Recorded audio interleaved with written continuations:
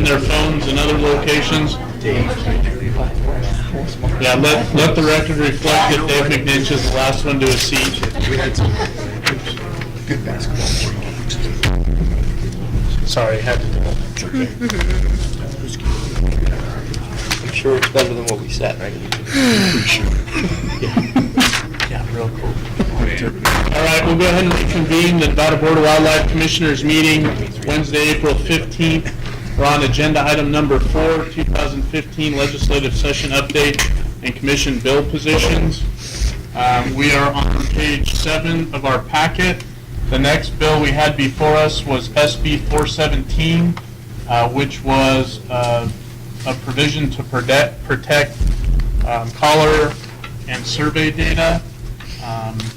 Maybe I would turn this over to the department for a quick update. Kim Jolly for the record. SB 417, sorry about that, people in other cities.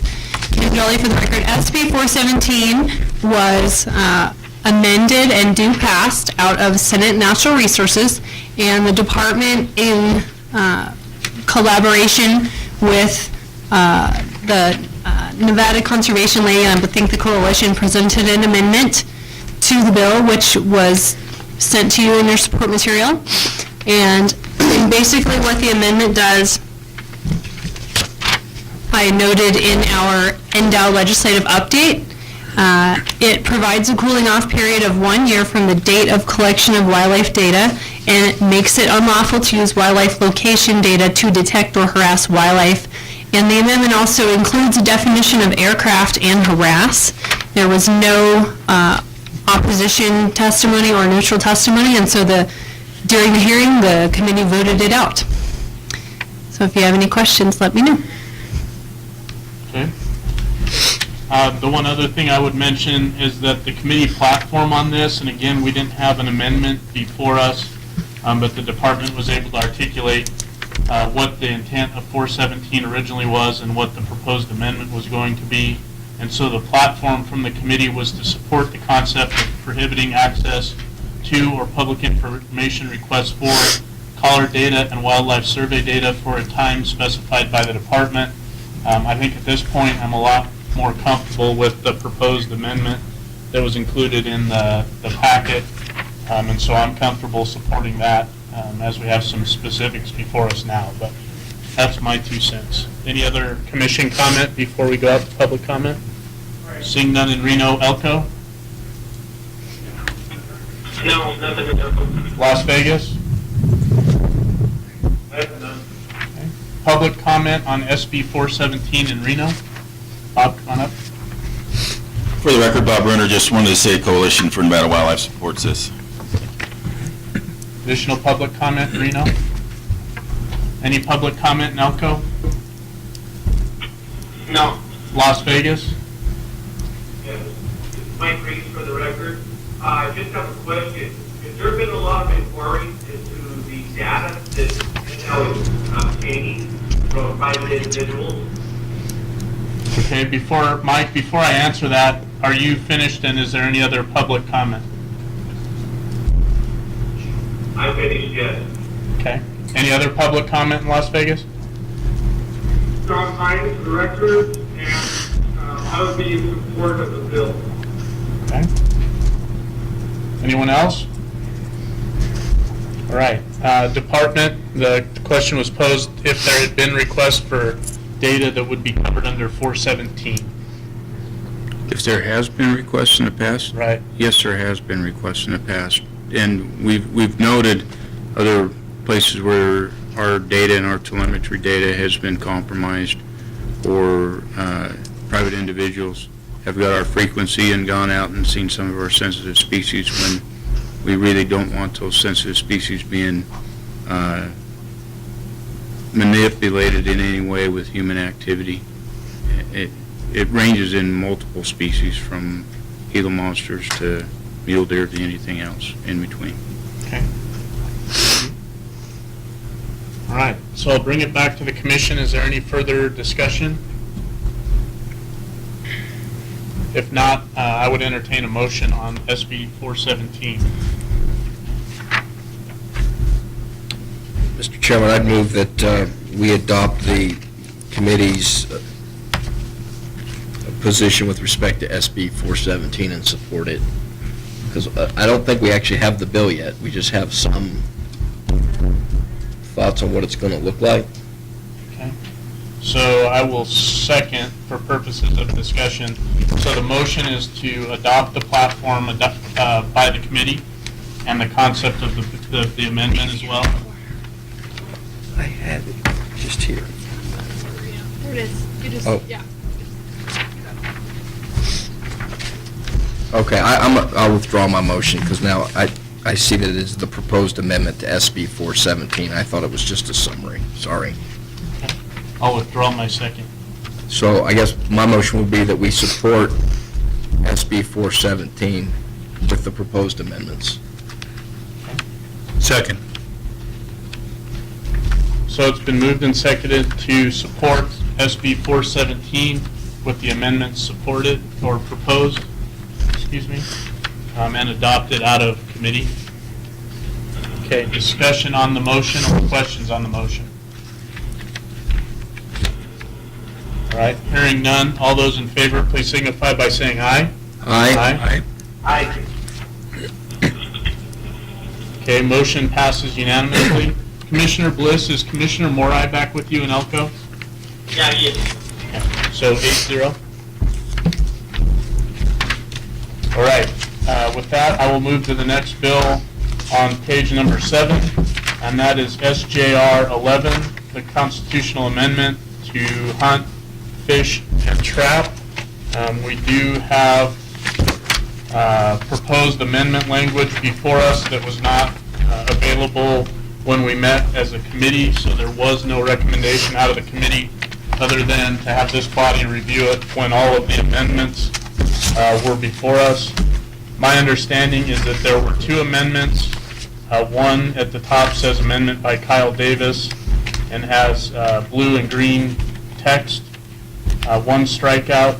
So the amendment would read, "The right to hunt, trap, and fish, including by use of any traditional method, shall be preserved for the residents of this state and managed through statutes and regulations which preserve that right and which promote wildlife conservation and management.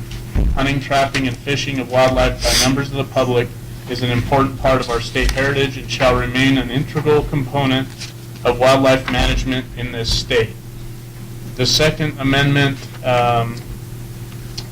is marked Proposed Amendment 9858, and it would propose some changes to Section 2, stating that this section does not create a right to trespass on public or private property, and 2D would now read, "Prohibit the enactment or enforcement of any statute or regulation requiring a person to obtain a hunting, trapping, or fishing license, or requiring the suspension or revocation of a person's hunting, trapping, or fishing license."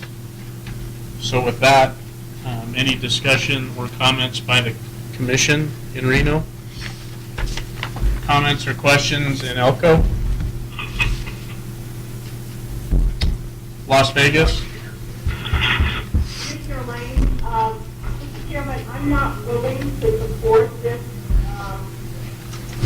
Even with the amendment, I have some real concerns about this.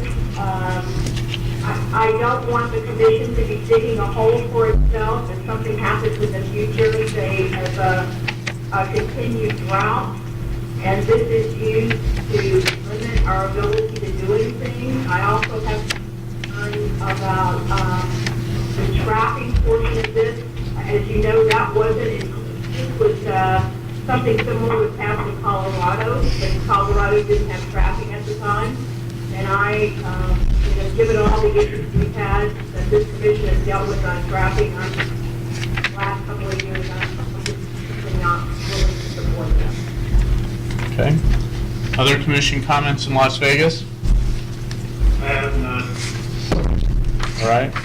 The only comment I would make in response to Commissioner Lane's mention of drought is that there is a provision in the amendment that talks about being managed through statutes and regulations. In my opinion, I think that covers the drought scenario, but I'm comfortable, I guess, If the legislature deems this appropriate to go to a vote of the public voters, I'm willing to see that happen, so long as it preserves the right to develop our regulations and do the things that we do to manage wildlife, and I think it does that. It's not giving carte blanche for folks to go out and do whatever they want. So that's kind of where I'm at with it. But with that, I'll open it up to public comment. So public comment in Reno on SGR 11. Come on up, Bob. For the record, Bob Renner just would like to say that the Coalition for Nevada Wildlife supports SGR 11, and we'd hope that you would too. Thanks. Additional public comment in Reno?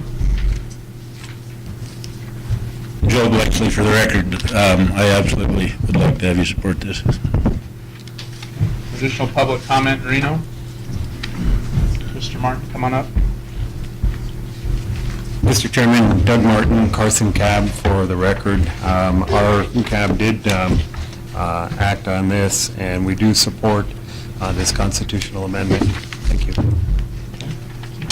Additional comment in Reno? Any public comment in Elko? Thank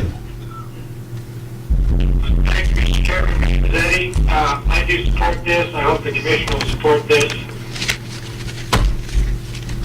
Okay, Las Vegas? Hi, for the record, I don't think there's really any need for this. I think it's a solution in search of a problem. But I am particularly bothered by some of the language, and that is the language that says, including by innovation traditional methods, with no definition of what traditional is. Some parts of the state, for some people, jack-lighting deer is a traditional method of hunting deer. You can get Filipino people who say, there's generations of people who caught fish using dynamite. If we can't define traditional, we're looking at a whole can of worms here. Okay, additional comments in Las Vegas? Stephanie Minor, Big Canyon. I hope the commission does not support this frivolous bill because there's no one threatening anybody's ability to hunt fish. So it seems really frivolous. A right is an inherent, irrevocable entitlement held from the moment of birth. We all know, for instance, the DMV registers drivers. We know that driving is privilege. It's not a right. It shouldn't have to be held to the same level. That really it doesn't rise to the level of a constitutional amendment like freedom of speech or freedom of religion. It's really a frivolous bill of the commission will not support it. Okay, additional public comment in Las Vegas? For the record, Mike Reeves. We've got three representing Southern Nevada Coalition for Wildlife. We're the ones who brought this forward. 3 points I'd like to make. Second Amendment is a firearm. You have the right to own that firearm. However, if you choose to use that firearm to go hunting, it has now been degraded to a privilege. You have the right to put food on your table if you see fit, as long as you're according to you are abiding by rules and regulations. The reason the amendment was put in there, it clearly states rules and regulations. That in itself can help cover the traditional meaning, which is what we in the NDOW discussed, such as black powder, you can't use a scope. So it doesn't negate any of that stuff. The NDOW will still govern the rules and regulations of how we harvest animals. Number 3, 18 states have already adopted this. Another 13 are in the process of bringing this type of bill forward, and I'd like to see Nevada get right up there with them. Thank you. Okay, additional public comment in Las Vegas? All right, I'll bring it back at this point to the commission. Any discussion? Chairman Girard, just a couple of comments. I don't believe this is a solution in search of a problem, nor do I think it's frivolous. I think you have an issue where there are attacks on hunting, fishing, and trapping, and people trying to deny that right to people or activity, however you want to characterize it. And this is one way to protect that right for future generations. And people ask me sometime why I was willing to do this and sit on the commission and take some of the grief I do, and I say all I have to do is get home and see my young boys, and that's why I do it. And I feel that this is consistent with that goal of protecting the activities that we all enjoy for future generations. So I'm absolute 100% in support of SJR 11. Kim, I guess the only question I would have for you, the two amendments that were presented to us are for both adopted in committee? Yes, Kim Jelly for the record, excuse me. That was the issue that the committee had, was that we had amendments, but we were unclear if they had both been adopted or not. And in fact, they were, and the mock-up version that I handed out, or that we sent as support material, does show that. So. All right, and I guess my only comments at that point is with the proposed amendments, I had some discomfort with the original proposed language, specifically under the preferred means of managing wildlife, because obviously there's a lot of species that we don't hunt, fish, or trap that we still manage.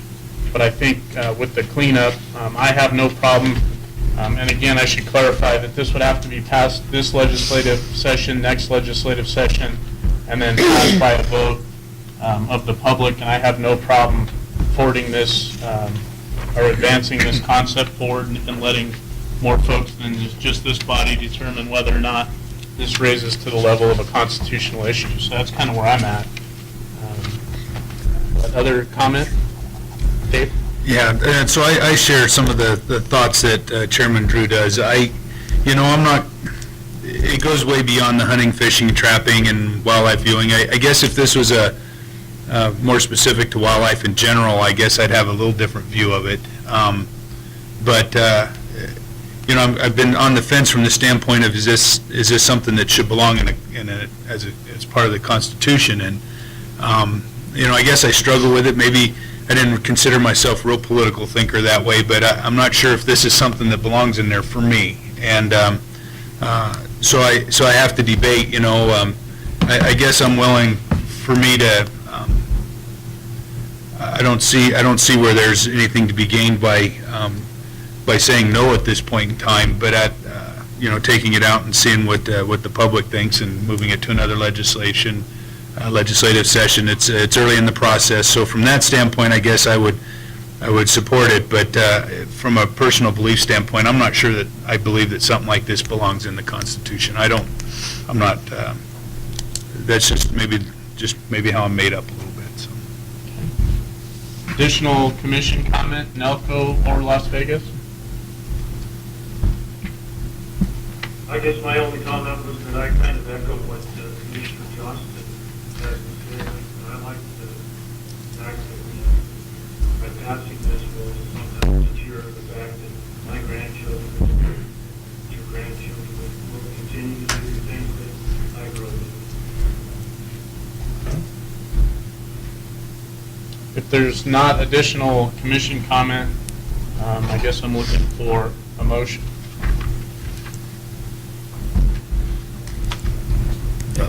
Chairman Drew, I'll move that we support SJR 11 as it's been amended.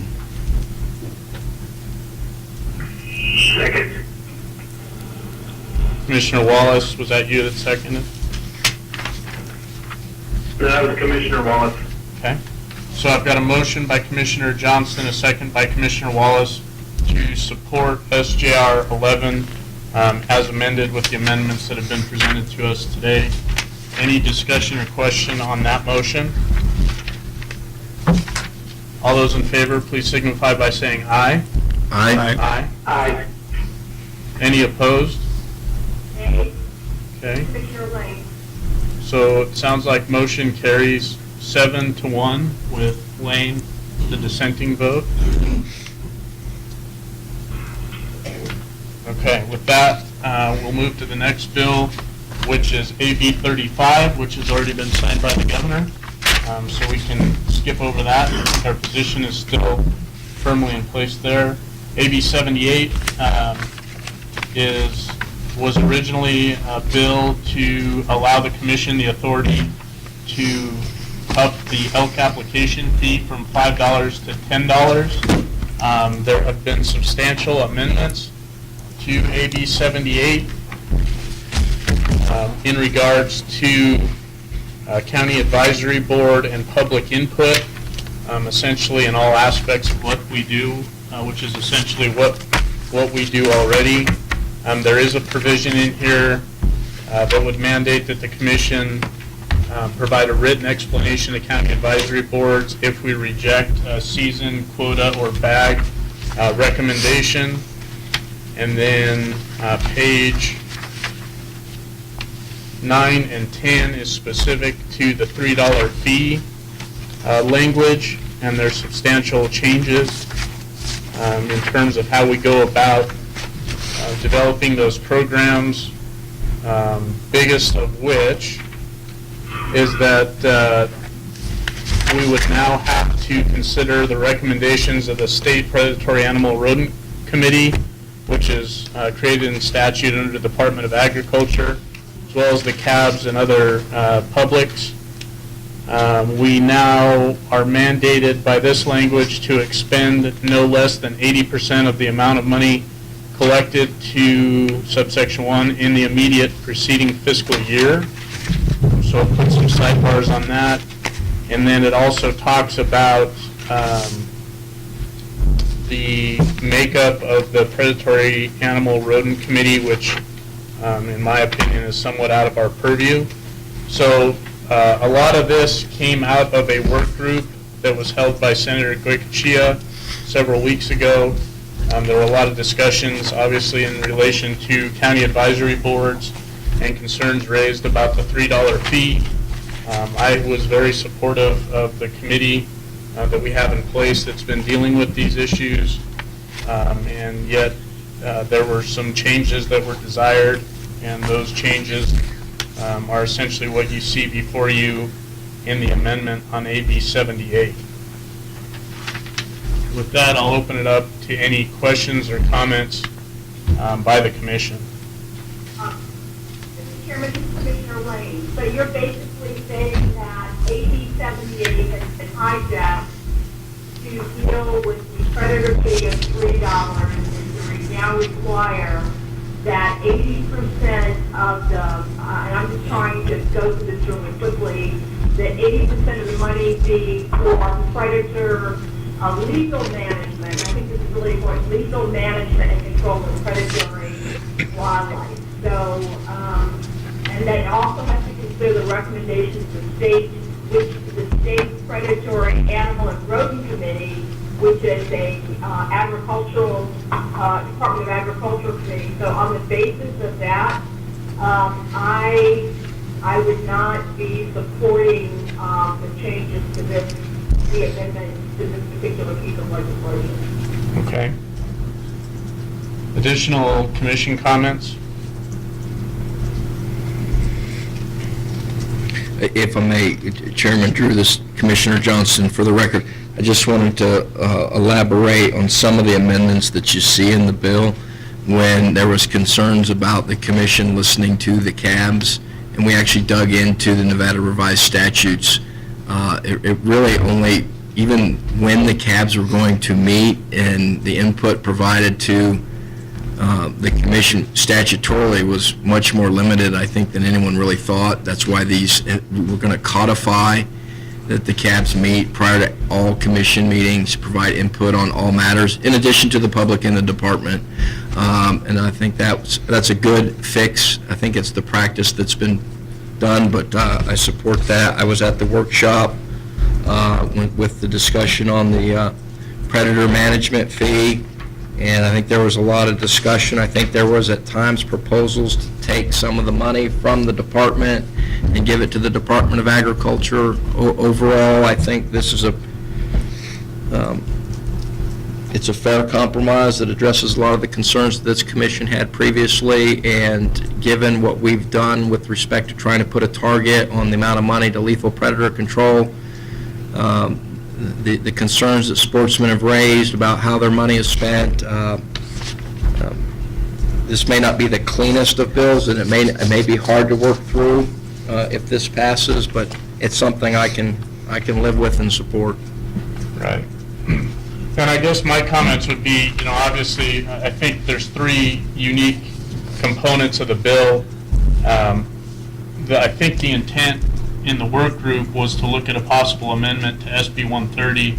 I think it was a legal decision to use AB 78 as the vehicle for moving forward, which I'm not necessarily a fan of, but that wasn't obviously my decision to make. In regards to the County Advisory Board section, I don't have much of a concern. Essentially, it's what we do in taking County Advisory Board and public comment on every action we do, which is why our meetings are so long. Although I strongly and firmly believe in the process that we've implemented, so codifying that, in my opinion, is not an issue. As far as the written explanation goes, I do have some concerns on that from an efficiency standpoint. And the only thing that really makes me nervous than efficiency is that I don't want to get to a point where we're expecting cabs to write in and they're expecting us to write back. I like it when people show up and county advisory boards show up and we have that discussion. So I have no issue with having an explanation of our positions at our meetings, but I think the written explanation might be a little bit beyond what I think a good process is.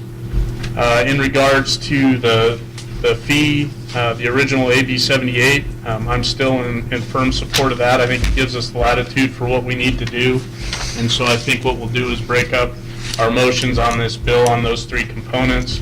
On the $3 fee money, as Commissioner Johnston said, originally the money was designated to go to the Department of Ag, which caused me a lot of heartburn from a diversionary standpoint in the federal regulations, but not only that, diverting dollars that are raised by sportsmen out of the purview of the department, the commission, and those inputs simply didn't sit well with me. Am I happy with everything in the proposed language? No, absolutely not. On page 10, you'll see that it says we shall first consider the recommendations of the State Predatory Animal and Rodent Committee. And I think this was more of a misprint or just kind of got lost in the translation, but obviously, in my opinion, the department has to be in there. I'm not so sure that the 80% of the money collected in the immediately preceding fiscal year is the best way to go, and I'd be curious to know what our members of the committee think on that. I think there might be a better way of saying that, whether it's approved projects or expenditures. Obviously, 80% is a big amount, but just being in the work group, that's kind of the percent that I think folks are wanting to shoot for. So that's kind of the breakdown. I appreciate Commissioner Johnston for helping provide a little more context on some of that. Further commission comment or discussion? Mr. Chairman? Commissioner Morai? One question that I have is in our 7x11, or the one where we have end-out testimony and actions. On this one, it said the department testified support. I'm assuming that was before all of these amendments, and I just wanted to check to see if the department's position was still the same. Yeah, I can speak to all the testimony provided on this up until this point was pre-amendment, and so this bill actually completely cleared the assembly, had gone to Senate Natural Resources, had a hearing, was passed out of Senate Natural Resources, and the amendment that's presented before us at this point is actually a floor amendment. It would have to go back to the committee or to the assembly for concurrence, and it sounds like at that point there would likely be a conference committee, but there's no guarantees on that either. So, and it's unclear to me at this time if there could potentially be even additional amendments. So I think it's timely for us to take a position on the three components of the bill, and so we are at least equipped to handle those three provisions moving forward, whether they remain part of 78 or go away or get morphed into something else. So, Kim Dolly, for the record, it is on the Secretary's desk of the Senate floor for the second day, so. okay. Additional comment by the commission at this point? Chairman Drew, was that Kim? That was That was Kim. Yes. What you said, we didn't catch that. Sure. AB 78 as amended with all of these different amendments, they did it on the Senate floor, but then they put it on the Secretary's desk before they voted on it on general file. So they voted on it first reading, second reading, and then with the general file, they put it on the desk, which means it's just sitting there waiting possibly for clarification or another amendment. Right.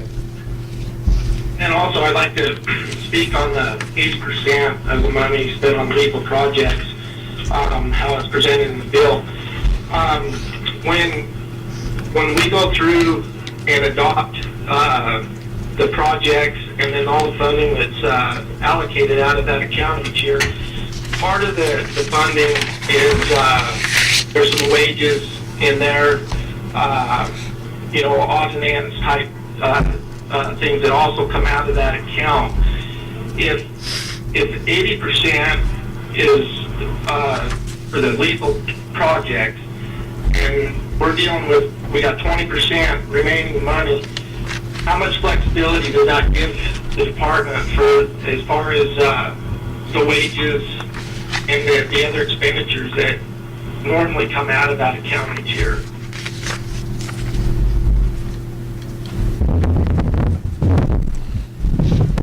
For the record, Patrick Cates. Over the history of the fund, we've spent about 75% of those funds in lethal control. The rest of it has been used mostly for wages and operating expense. We have done some research projects in recent years, but a very small portion of the money. 80% is quite a bit. I'm not sure if we'll always be able to cover all our salaries and operating expense with just 20%. Going forward, we're going to very aggressively pursue federal funds for non-lethal control, so we may be able to get there, but I can't guarantee that 20% is going to cover all of our operating. What can be covered by that, we'll have to cover with normal sportsman's license dollars. Patrick, just as a follow-up question, the department had raised some concern about the 80% being based on the preceding fiscal year. Is there a cleaner way of saying that? Approved projects, 80% of the current year expenditures? Because I understand there could be some fluctuations on income from year to year, and we're kind of setting this program up 6 months in advance. So I'm a little bit concerned as to how that all plays out going forward. Right. For the record, Patrick Cates, I'm also concerned about it being based on 80% of last year's revenue. We carry reserves. The amount of revenue can fluctuate. I think a much cleaner way to present it would be 80% of current year expenditures. And then we'd have a lot more flexibility in a current fiscal year. If it looked like salaries was going to exceed 80%, we could fund it with something else to make sure that we closed each year with 80% going to lethal control. That'd be a lot easier. Okay. Additional commission discussion or comment?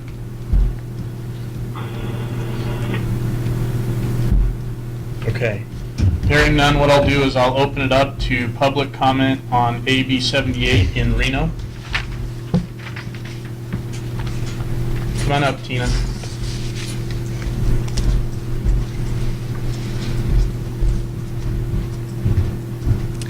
Mr. Chairman, members of the commission, and the public, I was certainly there in 1992 or so when we did this bill and opposed it then, and I'm extremely disappointed now.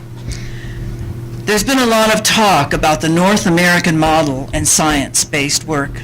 The way this program was operated, there was certainly virtually no science in it. It is basically a program to help the ranchers kill mountain lions and coyotes. And no matter what deer herds you say you're doing a project on, you have no way to monitor it, because there's no way to monitor why deer are declining or why they're going to increase based on any predator management. So in effect, what this becomes is another way to help the ranching industry kill mountain lions and coyotes to protect their herds.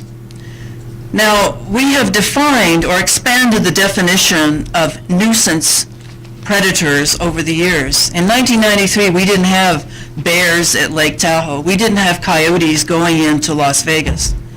And in fact, if you're going to have a predator management program, I think some of the money should go to deal with the nuisance animals there in Las Vegas or at Lake Tahoe. Why should a predatory animal committee deal only with predators that affect agriculture or make assumptions about the predators are impacting deer? The reason that some studies have been done more recently is because there were ways that the staff, who are the most scientific-based people that we have, tried to define projects that had a beginning and an end that could be measured. If all you're doing is going out and killing mountain lions and coyotes to protect deer herds, the people who are actually doing the killing really don't have to do anything because there's nothing to measure at the beginning or at the end. So in effect, I see this as a major step backward in this program. And for the commission or the department to have any credibility, I would say that if the department can't come up with a project that is science-based, that they just contract it to the Department of Wildlife and let them go out and kill all the mountain lions and coyotes that they want. Because really, this is an employment bill. That's really what it's geared towards. But the commission is going to take the brunt of this if it sanctions programs that really are not science-based. And I think the one thing that you should try to do is to avoid that. The county advisory boards aren't science-based. The commission is not science-based. The predatory animal control program is not science-based. And it's very hard to develop a program that is science-based because you need to control the environment. And as I recollect, George Tsukamoto, when he was interim director here, was asked this very question. And he said, in order to have a predatory project that you can really test the outcomes on, you have to know the conditions under which it's being established. And that's very rare. And I've heard a lot of complaints about the department's effort to create projects that have pre and post conditions that are actually measurable, or try to be measurable. It's very, very difficult. You can't do it with deer, but I know the ranchers will be very happy to have somebody go out and kill mountain lions and coyotes, no matter what. So I think this is a major step backwards. The conditions under which these fees were initiated in 1993 are not the conditions under which they're being acknowledged in today's world. And the commission needs to be careful because the constituency of Nevada has changed considerably since 1993. And there are going to be repercussions on the department and on the commission on how these funds are expended that were not so great in 1993. And as you can see, I'm among them. And I believe strongly in this agency and in the commission process, but the whole thing is such a major step backward that I would urge you to be very cautious about how it's implemented. Thanks. Additional public comment, Reno? Come on up, Joel. For the record, Joel Blakesley. I think it's a major step forward. So I agree with a lot of what your testimony was, Jeremy, so I won't go into it. I'd like to say that the legislative intent behind this was to protect big game species, and it was put on the big game tax. So I don't think it's appropriate to use it for urban situations. I like the idea of having the county game boards heard, the predator and rodent control committee, as long as it's advisory, that works for me. But generally, I'm pretty happy with this, the way it's going. Thank you. Additional public comment, Reno? Come on up, Daryl. Thank you, Mr. Chairman. For the record, Daryl Capurro appearing here on behalf of myself. Basically, the reason it's on the Secretary's desk is because this bill requires 2/3 vote for passage. It had that in the Assembly, and the reason it is on the desk now is the same thing that it was passed as originally. It has a $5 fee in it with respect to the depredation thing. The legislative council's determined that that does require a two-thirds vote to pass. So the original intent of AB 78 is what is putting it on the desk, because it's gotten caught up, quite frankly, in as a kind of a hostage with respect to, if you look at the numbers on the Senate side, you'd understand why. So unless that resolves itself, the problem that's holding it up is the elk fee. I would also indicate to you that in Section 4 of the bill, it clearly states that the commission is the one, as it always has, is the one that has to come up with a plan with respect to predator control. If you read the whole section, it's you must develop and implement an annual program, which basically has been done for most of the years. I know it was when I was on the commission. And that was inputted by the experts, the people in the field, the biologists and the like. Nothing has changed with respect to how that program is developed. All it's saying to you under subsection 4 is that in approving any program, that you have to consult with the rodent, what's called, I think, the park committee, and the cabs, and the general public, which frankly, that's the way it's always been conducted in the past, as far as not the park committee particularly, but it's been on the agenda for approval by the commission in the past. None of that has changed in here. What has changed is a specific amount going towards lethal control. And the reason the park committee is in here, quite frankly, is because that is a creature of the Department of Agriculture. They are the ones that are the administrative control agency for wildlife services, which performs most of the wildlife service control activities today that you take forward. So the only thing I'm saying is the two-pronged problem is that the elk fee is the one that's got it on the desk, and until and unless they can resolve that hostage situation, it's probably going to stay there.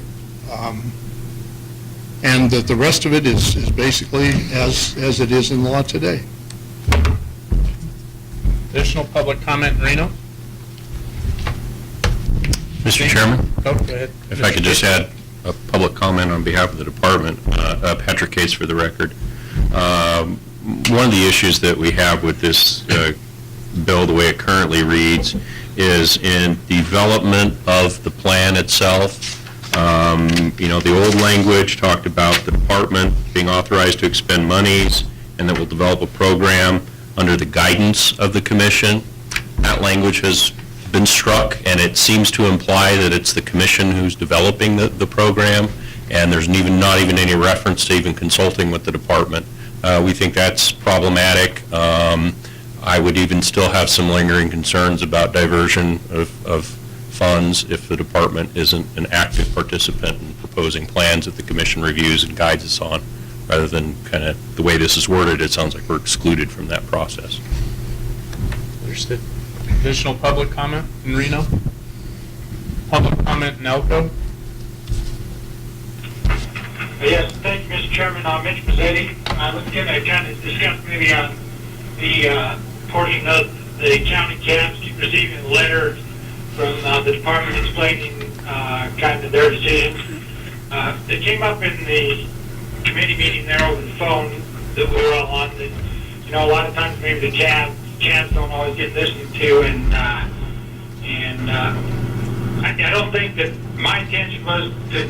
I was in favor of getting the letter, I guess, and I surely don't want cabs not to show up at the commission meetings, the main commission meetings. Obviously, we understand that these meetings, you don't fully get the full gist of what's going on, so you get down to the state commission wildlife meetings. But it's pretty frustrating as a cab sometimes when we have 20 people show up to our cab meetings, and then we go to the commission meetings, and sometimes we don't always get the outcome that the 20 people at our local county cabs thought we were going to get. We have to come home and explain it sometimes, you know, and that was kind of why we were hoping maybe we could get the letter from the commission explaining on the quotas and stuff. As far as the 80% being spent on lethal on the ground, in my mind, you know, sportsmen are footing that bill for that. And I think the intent when this first started, at least in my mind, when I saw the Predator $3 fee on there, that this was going to be a predator control management to improve our opportunities out in the field, you know, or increase the wildlife out there. And sometimes it's pretty frustrating that that money isn't always being spent that way. So that was just kind of what my concerns were. Thank you. Okay. Anyone else in Elko for public comment? No, that's it. Okay. Public comment in Las Vegas? Don Ian, for the record, with regard to the amendment which would require the commission to provide written response to CAB comments, I think that's overly burdensome on the commission, because on any given item, there could be multiple CAB comments on that, because having each one be addressed. The CABs are advisory after all, and so minutes of the meeting are available, they are posted, so I think that is overly burdensome. I'm particularly troubled about the requirement to, as part of the bill that requires any 80% of the $3 fee for legal control of predators. This completely takes science out of the mix.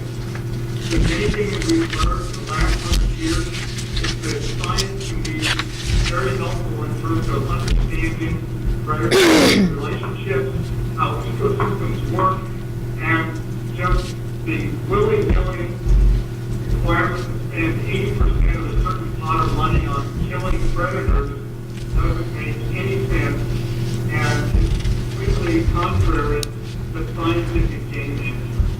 Thank you. Okay. Additional public comment in Las Vegas? Yeah, for the record, Mike Reed, Southern Nevada Coalition for Wildlife. Got a couple of comments. To start with, back in 2001, when this even became a bill, it was AB 291. The reason it came a bill was under two premises. Number one, the control of coyotes, and number two, the control of ravens. With that, that's how they adopted the $3 fee. 9 out of 10 hunters do not understand there's three more components to that bill, with the education, and so on and so forth. Therefore, the majority of people that are funding this bill are under the impression that they are giving money for lethal control of that. We can debate the effectiveness of that all we want, but that's how it was sold to them. With that, I think that if we're not going to do that, then we should abolish the $3 fee and control it some other way. Moving on with the letters from the Wildlife Commission, I think it is a little bit burdensome. However, in the last few years, we've all known that there have been times where the State Wildlife Commission went 180 against every single cab in the state. I think under those extreme conditions, there probably should be something put in writing to go back for each one of the cabs to be able to justify to all the people why did the state do what they did and go against every one of the cabs in the state. With that, all the other portions of this bill we agree with. Thank you. Okay. Additional public comment in Las Vegas? Okay. Hearing none, last call for Reno. Commissioner Drew? Yep. Before you take it back to the commission, Jack Robb for the record. The written response back to the cabs, if the commission goes in different direction than the cab recommends, we've had multiple discussions about that in the department. And in reviewing past testimony and past actions by the commission when such occurrences did occur, I don't think it's been a uniform reason that the commission went against a cab. I think each individual commissioner had a reason that they voted their own way, and that would be hard for staff to sum up why a commission took a particular position when you have multiple members voting their own reason and their own way for that reason. It would be hard to sum up, reviewing the minutes and going through everything that we do, to come up with one reason why a commission chose an action they did. There's multiple reasons and multiple opinions to get to those reasons. Right, anything else? I'll bring it back to the commission, and I think what I'll do is, again, I'll split this into thirds because there's three kind of unique components. I'll start with what I would view as the easy one and the one we already have a position on, which is that portion of AB 78 that was originally proposed by the department. It's had this commission's support since last June. And I clearly understand that this is likely the reason that the bill is held up on the Secretary's desk is because it gives us the potential authority to raise a fee by $5. It requires a 2/3 majority vote. However, I think this is something that this commission supported from day one. I think it's a tool that's needed, and in my opinion, I think we should leave the commission's support for this provision of the bill as is. And I don't necessarily know that we need a motion to do that. That's the position as is now. But I'm open for discussion or thoughts, at least in regards to that portion of AB 78 that was the original intent of the bill. I have Commissioner McNish. Yeah, Mr. Chairman, I agree with you. I mean, we've made a motion. I haven't seen anything to change my mind on, at least as a committee member when we moved on that. So I agree with you. I think we should retain our support for that aspect of the bill. Anyone disagree with that approach in Elko or Las Vegas in essentially keeping our support for the original portion of AB 78? I agree with that. Okay. All right, hearing no objections to that, I think what we'll do is we'll just leave the original commission position in support of the original portion of 78 as is. Let's talk the county advisory board portion of this, which essentially would be pages 2, 3, 4, 2, 3, and 4 of the amendment. Again, I really have no reservations in terms of encouraging advisory board input and participation, as well as public input and participation. The written explanation thing, to me, I think it's probably going to be more efficient than we anticipate. Mitch, I completely understand